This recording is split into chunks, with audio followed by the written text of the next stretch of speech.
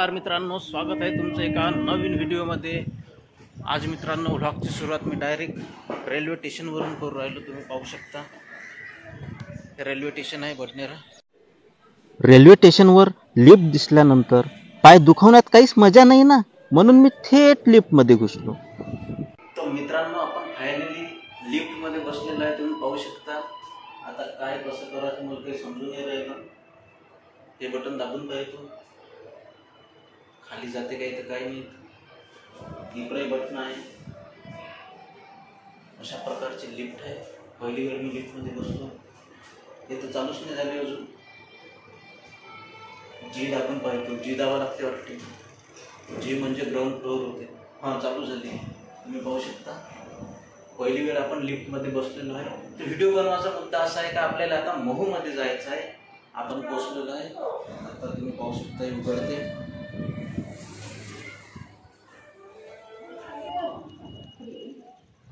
तर मित्रांनो 14 एप्रिल जवळ येऊ राहिली आहे आणि आज आहे 12 तारीख। तर ठरवलं का आज आपण महूले जायचं, डॉक्टर आंबेडकर नगर आणि तिथचे 14 एप्रिल करायची। तर आत्ता आलो आहे आपण बडनेरा रेल्वे स्टेशन आणि इथून डायरेक्ट गाडी नाही म्हणते, इथून आपल्याला जावं लागते नागपूर आणि नागपूरला गेल्यानंतर आपण पाहू तिथून जनरलनंच प्रवास करायचा आहे। तर ठीक आहे।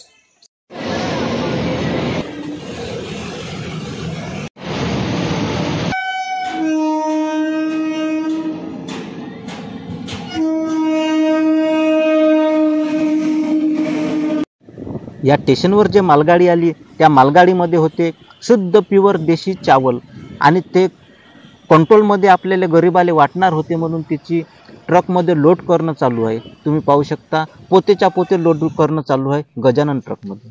या स्टेशनवरील बाबासाहेब आणि छत्रपती शिवाजी महाराजांचा फोटो पाहून प्रवासाचा आनंद अगदी द्विगुणित झाला।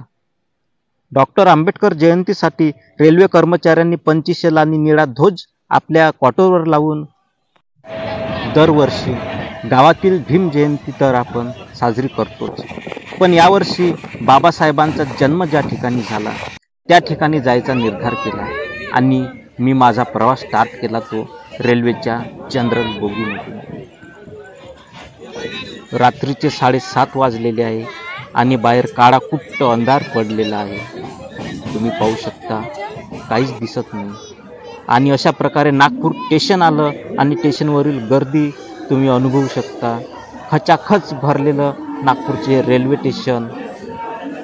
गाडीमध्ये बसण्यासाठी जेवढे लोक गर्दी करू राहिले तेवढेच उतरासाठी गर्दी करू राहिले।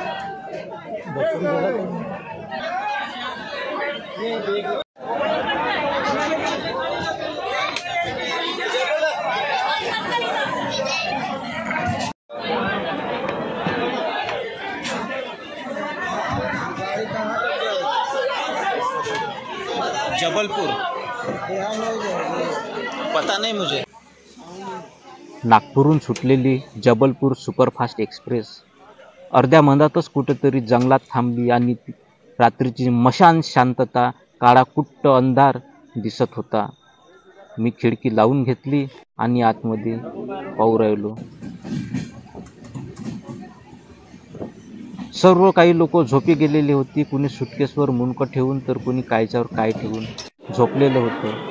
आणि 1:49 झाले आणि आता पोचलो आपण इटारसी जंक्शनमध्ये। या ट्रेनमधला प्रवास आपला अर्ध्यापर्यंतच होता आणि आता आपली वेळ आली आहे ट्रेन चेंज करायची। स्टेशनवर उतरून पाणी प्यायले नळावर गर्दी पहा। नमस्कार मित्रांनो, रात्रीचे 2 वाजलेले आहे आणि आता मी पोहोचलो इटारसी स्टेशनवर। तुम्ही पाहू शकता ना, बम पाऊस चालू आहे। नागपूरवरून डायरेक्ट ट्रेन नव्हती म्हणून मला नागपूरवरून इटारसीला यावं लागलं आणि इटारसीवरून आता दुसरी ट्रेन बदलवून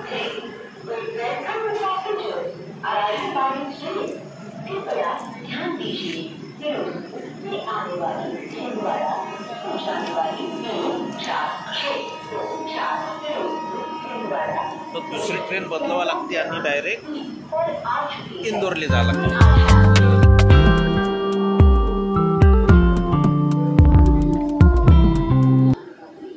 उन्हाळ्यात पावसाळा सुरू झाला आहे, त्याच्यात मला 3-3, 4-4 ट्रेना बदलावं लागू राहील. बडनेरातून आलो, नागपुरात उतरलो, नागपुरातून ट्रेन बदलवली, कुठं आलो आता, इटारशीला आलो. रात्रीचे 3 वाजले. तर इटारशीवरून ट्रेन बदलावं लागते इंदोरसाठी. इंदोरवरून बस पकडा लागते. च्या माय बिन निष्ठा माय प्रवास चालू आहे ना, रात्रभर झोप नाही. आणि इकडं पाहू शकतो तुम्ही बम मुसळधार पाऊस चालू आहे. उन्हाळ्यात एवढा पावसाळा तर कधीच पाहिलं नाही. आलो कायच्यासाठी, काय ताल होऊ राहिला त्या माय चिकटवर अकात होणार आहे. पाहू पुढं काय होते. तर सध्या स्टेशनवर बसूनही ट्रेनची वाट पाहणं चालू आहे. 3 वाजताची नाही, 4 वाजताची ट्रेन आहे म्हणते. पाहू मग, झोपून जातोपर्यंत मी जागतो. समोरून जे गँग चालली आहे बायाची तुम्ही पाहू शकता. हे सर्व मोहुले जाणारी गँग आहे. कारण आपले लोक आपण बरोबर ओळखतो.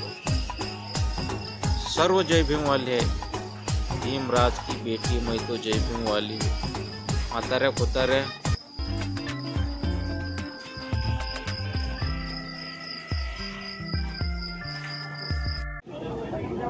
आता आपण ज्या ट्रेनमध्ये बसलेलो आहे त्या ट्रेनचं नाव तर माहीत नाही, परंतु ती इंदोरपर्यंत ट्रेन आहे हे नक्कीच माहीत आहे.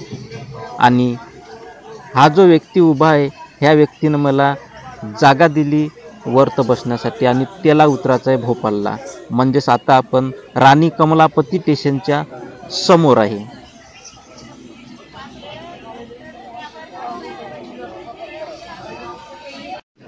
पायातील चपला आणि बूट ठेवण्यासाठी रेल्वे प्रशासनानं रेल्वेमध्ये पंखे लावले आहे. त्याबद्दल त्याचा मी सर्व भारतीयांच्या कडून मनपूर्वक आभारी आहे. आणि आता विचार चालू आहे की झोपू का जागू, की गर्दी पाहू. पुढचं स्टेशन येत आहे भोपाळ. आणि भोपाळला उतरण्यासाठीची तुम्ही गर्दी पाहू शकता. अंगभर मले जागा देणारा माणूस अजून उतराचाच आहे.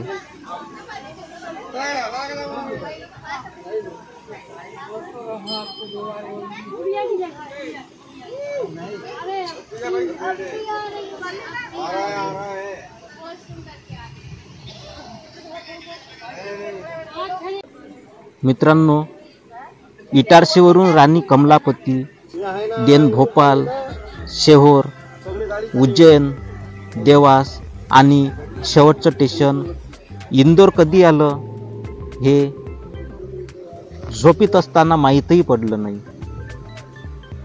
तुम्ही पाहू शकता खचाखच भरलेली ट्रेन आणि हागामुतासाठी जाणाऱ्या लोकांची गर्दी. मी म्हणतो एवढं पाणी प्यावंच कायले क 10 वेळा तुम्हाला मुताले जा लागन.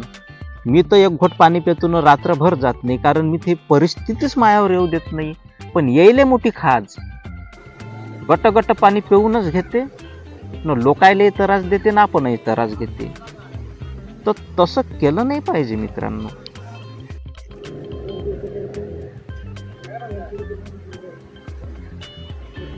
मित्र हो, सकाळचे 5 वाजले आहे आणि आता आपलं डेस्टिनेशन जवळ येत आहे.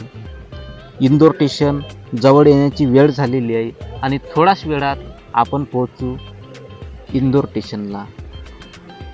आणि तिथून आपल्याला महू जायचं आहे, म्हणजे doctor Ambedkar Nagar. महूचा long form आहे की मिलिटरी हेडक्वार्टर ऑफ वॉर.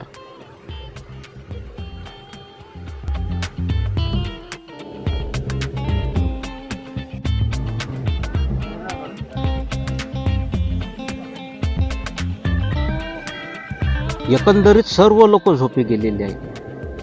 कोणी उभ्या झोपू राहिलं, कोणी बसल्या झोपू राहिलं, तर कोणी झोपल्या झोपू राहिलं. पण मी डोक्यावर हात ठेवून झोपू राहिलो. डोळ्या लागू नव्हता राहिला. आणि अशातच पोचलो आहे आपण आपल्या स्टेशनवर. तर चला आपण उतरू पहिले.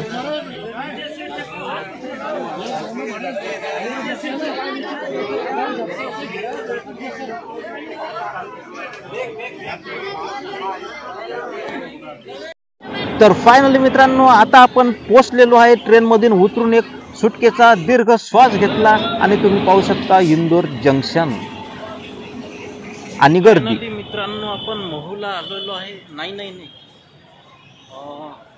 इंदोरला आलेलो आहे आणि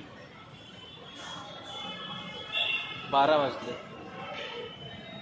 दुपारचे 12 वाजले आणि आपण इंदोरला आलेलो आहे. तुम्ही पाहू शकता हे पार्किंगचं स्थळ. आता एखादी बस किंवा ट्रेन पकडून आपल्याला जायचं आहे महू. 19 घंट्याचा प्रवास केल्यानंतर आता इंदोरमध्ये पोहोचलो आहे आणि आता तुम्ही पाहू शकता अशा प्रकारचं इकडचं वातावरण आहे. आणि आता इथं सर्वात जास्त आपल्याला दिसून राहिली इलेक्ट्रॉनिक वस्तू.